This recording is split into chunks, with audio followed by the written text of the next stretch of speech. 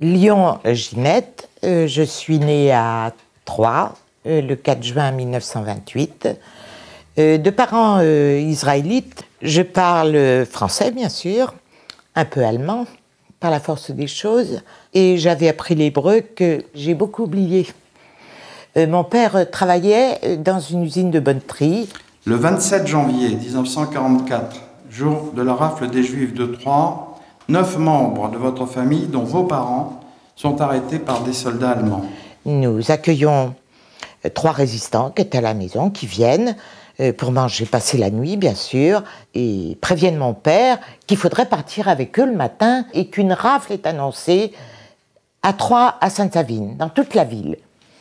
Mon père, qui est un homme très optimiste, n'y croit pas.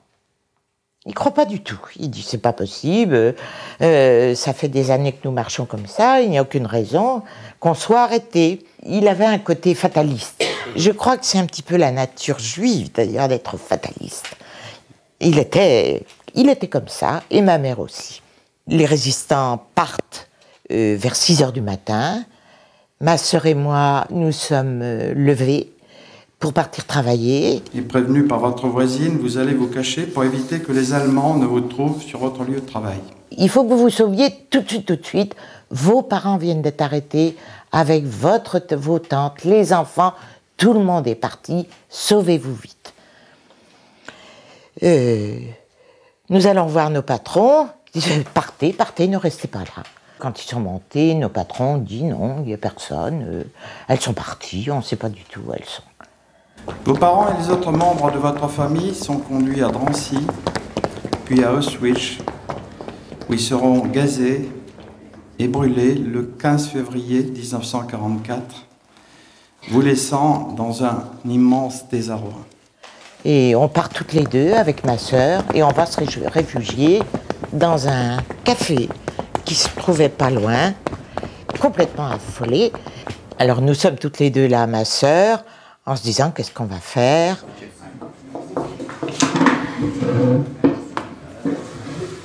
Qu'est-ce qu'on va faire? Je sais pas. Tu crois qu'ils vont... J'en ai aucune idée. On peut pas rester ici. D'autant que s'ils rentrent ici... On va aller chez les Klein et les Jacquemin, ils nous connaissent. Mais justement, tu crois pas qu'eux aussi ils vont avoir peur? De toute façon, on peut pas rester ici. Pour sortir, passez par là.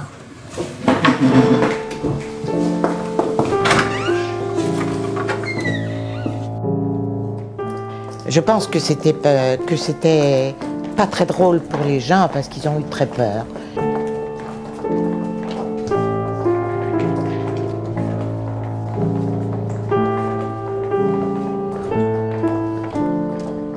La grande aventure de la résistance, vous la vivez en tant qu'agent de liaison, transportant des documents, des armes.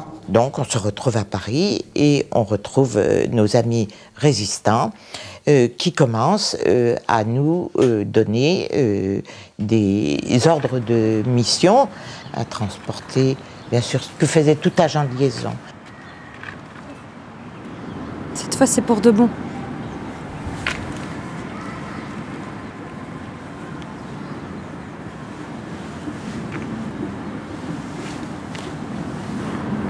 Prends soin de toi. Mais on se reverra.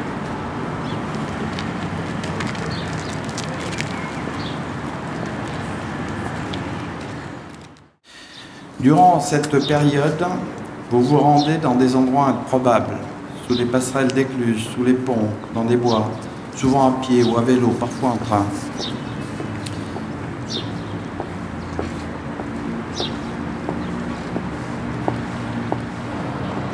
Sur la mousse des nuages. La sueur des orages. Vous avez l'heure? 9h10. Annick. Paul.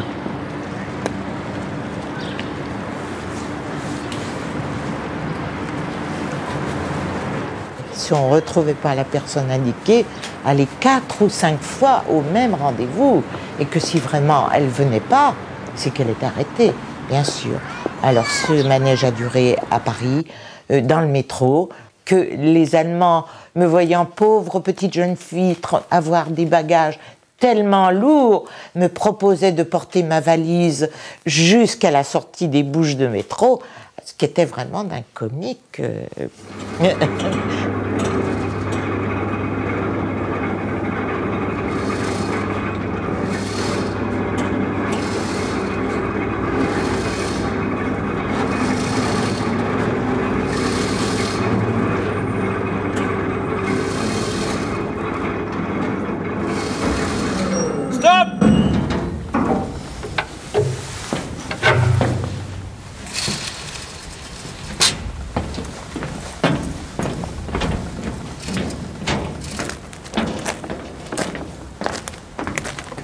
Simon, Annick.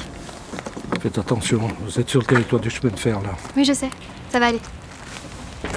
La pensée d'être arrêté est omniprésente, de même que la perspective d'être arrêté et torturé, et de savoir si vous pourriez alors tenir sans parler.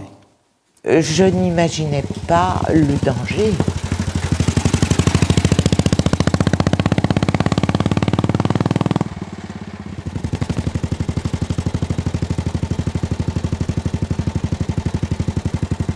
Le danger que représentaient ces missions. Je crois d'ailleurs que c'était sur une espèce d'idée de vengeance.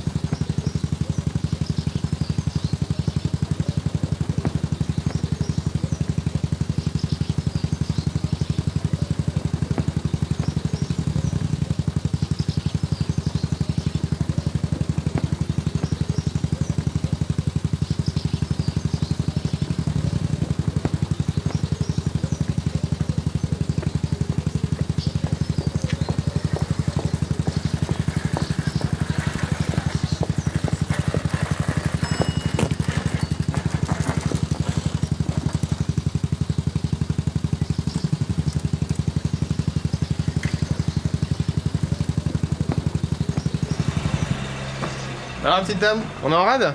Mon pneu est dégonflé, je crois. Bon, on va regarder ça. C'est ma fille, elle m'accompagne. C'est peut-être pas crevé, hein.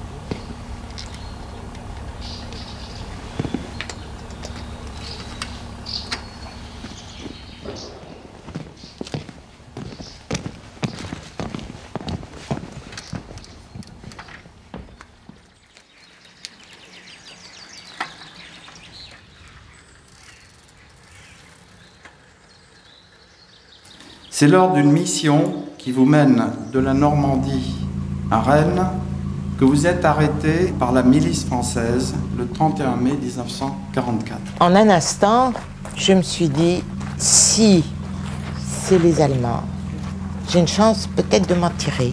Si c'est la milice, je ne m'en tirerai pas. Suite au contrôle de papier. Correspondance au 20 dans 20 minutes, quai numéro 2.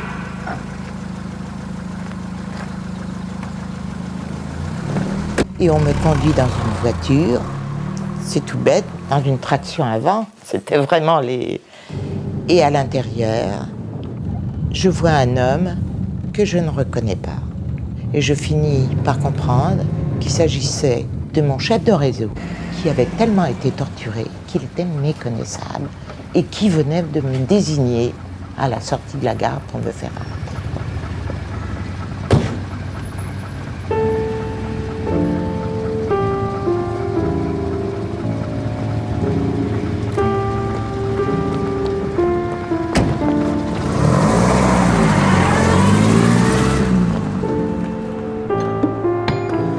Je me dis, je suis fichu.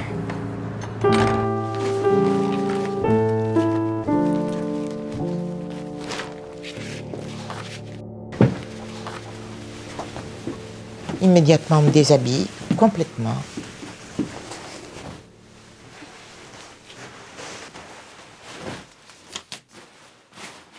et on récupère les papiers que j'avais sur moi, que j'avais rien pu faire.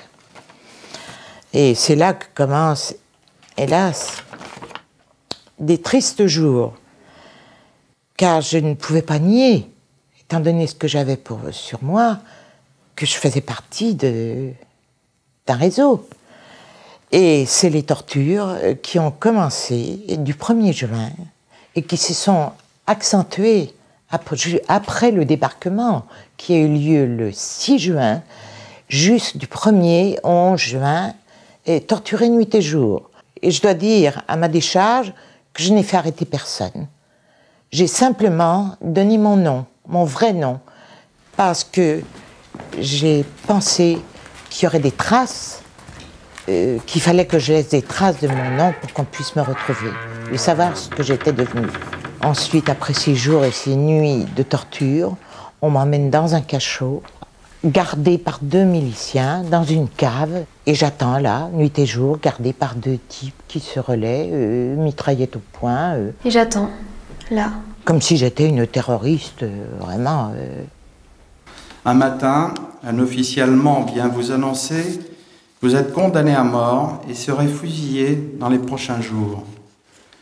Sentence à laquelle vous vous attendiez, mais qui vous a anéanti. Et j'attendais. Encore une fois, votre destin va se trouver bousculé par le bombardement de Rennes, car les Américains étaient aux portes de la ville. Et j'attendais. J'ai attendu. La prison de Rennes est alors vidée et le 2 août, vous êtes tous entassés comme des bêtes dans un train à bestiaux de 120 wagons. Et je pense que c'est le dernier convoi qui est parti pour l'Allemagne. Ce fut le début d'un long périple à travers la France. Entassées dans le wagon, les femmes, dont certaines enceintes ou âgées ou malades, doivent subir une chaleur accablante. C'est vrai qu'il faisait très chaud, peut-être 30 degrés, 35, cette année-là. La faim, la soif, les conditions de transport, on ne pouvait ni s'asseoir, ni se coucher, ni même rester debout. On descend jusqu'à Orléans et nous remontons ensuite jusqu'à Belfort. Ce voyage-là a duré plus de 15 jours. Depuis la prison jusqu'à Belfort, parce qu'on était arrêtés sans arrêt par des résistants, on était obligés de descendre, il y a eu les bombardements, il y avait ceci, il y avait cela. Belfort, c'est la dernière étape avant l'Allemagne. Le lendemain, embarquement, on arrive à Sarrebruck, bombardement de la gare de Sarrebruck, le train arrêté encore une fois pendant plusieurs heures, et on continue. J'ignorais complètement où on allait atterrir. Au bout de 1 semaine encore, le train s'arrête en pleine campagne et on nous dit de descendre. Un mois de voyage au bout de l'enfer. Vous décrivez votre arrivée à Ravensbrück dans un décor dantesque avec une haute muraille surmontée de barbelés et ce portail sur lequel on pouvait lire « Laissez votre espérance, vous qui entrez ici ». Quelque temps après, on nous a distribué quand même ces vestes. Ce triangle que vous voyez, rouge, signifiait que j'étais déporté politique. Il y avait bon nombre de triangles pour différentes catégories, parce qu'il n'y avait pas que des déportés politiques en Allemagne. Il y avait les droits communs, qui avaient des triangles verts, il y avait les tziganes, qui avaient des triangles noirs, il y avait les homosexuels, qui avaient des triangles roses, il y avait aussi triangles rouges avec étoiles pour quelques juifs qui étaient là, quelques enfants juifs qui étaient là. Alors cette veste a été fabriquée par les cheveux des femmes. Comme on rasait les femmes, les Allemands avaient transformé en tissu, qui n'était d'ailleurs pas qu'employé pour les vestes de déportés. Ce tissu servait aussi aux Allemands pour s'habiller. Vous êtes ensuite contrainte de rejoindre le camp de Schleben, qui dépend de Buchenwald, où vous travaillez à la fabrication industrielle de grenades anti-chars. Le régime de ce camp est encore plus difficile que celui de Ravensbrück, tant les conditions d'hygiène sont insupportables. Et on fait dans cet atelier des petits obus anti-chars. Alors inutile de vous dire que les nuits sont très pénibles, car il faut peser la poudre sur des petites balances minuscules. Il faut mettre, je crois, c'était 5 grammes de poudre de chaque côté de l'obus, et ensuite tout est groupé ensemble. La nuit, il y en a qui tombent sur les balances. Les résistantes, les déportés essayent de faire un petit peu de sabotage, de ne pas mettre le poids. Les Allemands s'en rendent compte. On a des sévices, par exemple à Noël. On nous a mis 48 heures dehors, devant un sapin illuminé qui faisait au moins 30 mètres de haut. Et on nous a laissés là, debout, sans boire ni manger. Un soir de février 1945, vous entendez des vagues successives de bombardements très intenses. C'est le bombardement de Dresde qui a fait 30 000 victimes. Et inutile de vous dire qu'on a passé de moments très pénibles, car dès qu'il y avait une alerte, on nous ramenait au camp. On faisait 5 km pour arriver au camp. On arrivait au camp, c'était la fin de l'alerte. Nous repartions à l'usine. Puis, les bruits des canons se rapprochent du camp. Ce 21 avril 1945, où les Cosaques de l'Armée rouge entrent dans le camp. On sort, et qu'est-ce qu'on voit dans la cour? Des chevaux, chevauchés par les petits Cosaques qui venaient délivrer le camp. C'était l'Armée rouge qui arrivait. On était tout étonnés de voir les Russes arriver, parce qu'on ne savait pas si c'était les Anglais ou les Américains, les Anglais, les Russes ou les Américains qui arrivaient. Et nous sommes arrivés à Torgau et nous avons assisté là à un fait historique. C'était précisément le jour de la jonction entre les armées américaines et les armées russes. Et on nous a construit spécialement un pont en barque pour traverser l'Elbe pour passer du côté des Américains. Jusqu'au jour où j'étais embarquée dans un train pour revenir en France.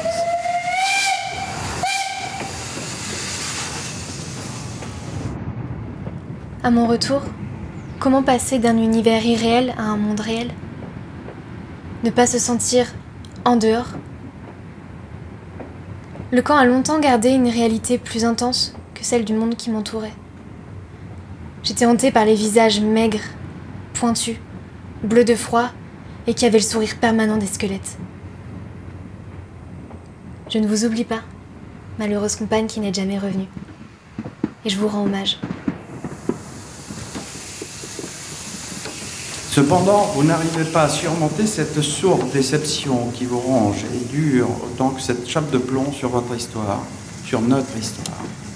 À la fin des années 1970, vous commencez à témoigner devant des collégiens, des lycéens, inlassablement, vous racontez votre histoire. Témoignez pour expliquer, témoigner pour comprendre, et enfin témoigner pour transmettre la mémoire. Cette mémoire vivante et douloureuse que vous avez transmise à plus de 10 000 élèves durant ces années précieuses pour les jeunes générations, qui se souviennent longtemps de vos mots et vous témoignent encore aujourd'hui par des poèmes, des lettres, des dessins, leur immense reconnaissance.